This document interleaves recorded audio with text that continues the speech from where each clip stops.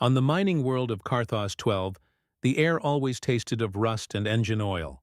Humans lived in towering steel bunkers, surviving among machines and angering the planet's original rulers, the Razorlings. These predators were lethal, fur like armor plating, tails tipped with bone scythes, and a roar that vibrated right down to the marrow. They hunted by heat signature and never backed down. The miners used electric fences and sonic cannons just to keep breathing. Everyone followed strict orders when a Razorling was sighted. Shut the gates, and pray it didn't get in. Evan Mercer wasn't a soldier or a captain. He was just a mechanic, grease-stained, underpaid, and constantly yelled at by supervisors who thought anyone holding a wrench was expendable. Most days, he kept to himself, fixing crawler engines or replacing rusted vent pipes. Machines made sense, orders made sense, people, not so much, but the day everything changed, Evan wasn't anywhere near safe. He was repairing a derailed ore hauler outside the fences when he heard it. A whimper, soft but sharp, cutting through the howl of the wind. At first he assumed it was a malfunctioning hydraulics line, but then it cried again. Hurt, frightened, alive. Against every survival rule drilled into his head, Evan followed the sound. There, under a collapsed metal girder, was a Razorling cub, tiny compared to its adult form, but still big enough to take his hand off in one snap. Its metallic fur was matted with blood, one leg twisted at a sick angle. Every time it tried to pull free, the metal dug deeper. The cub's glowing amber eyes locked onto him, fear mixed with feral bravery. Evan took a slow step forward. Easy. I'm not here to hurt you. Immediately, his comm exploded with static and panic. Mercer, back off. Fence breach confirmed. Get inside now. He swallowed. There's a baby stuck out here. That cub grows into a killer.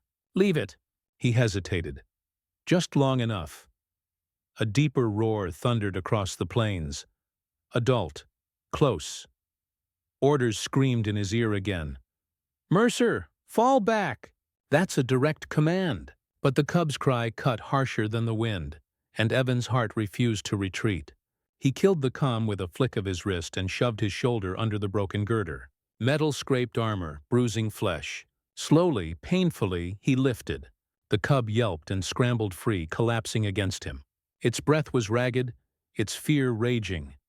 Evan dropped the girder and knelt, digging into his tool pack for sealant spray. The cub snapped weakly at him, its instincts unsure whether to fear or trust this strange creature with clumsy hands. He murmured softly. Not words of command, but comfort, which was something he rarely gave even himself. Hang in there, little guy.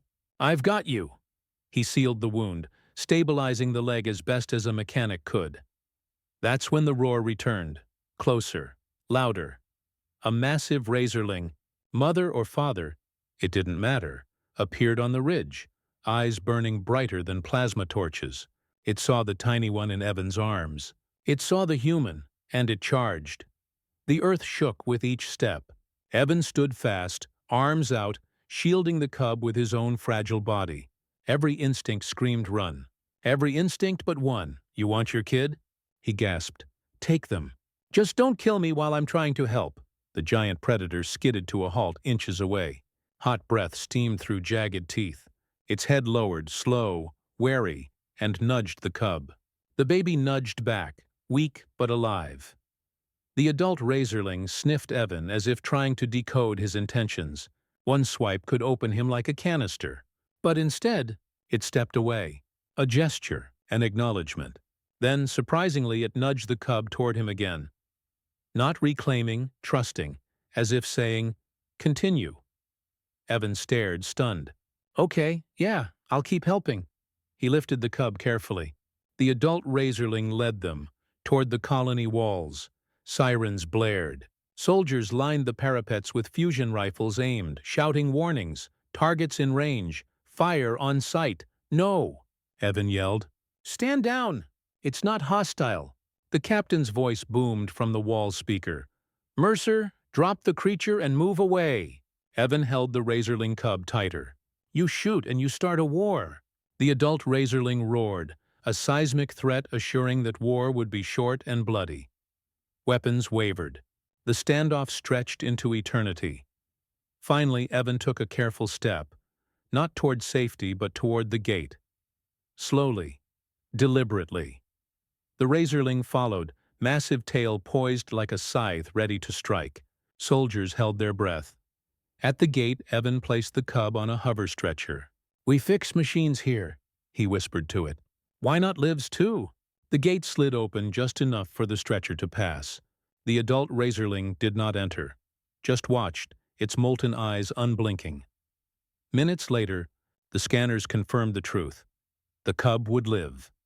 The razorling let out a deep, resonant cry, sorrow turning to relief, then disappeared into the shifting metal dunes.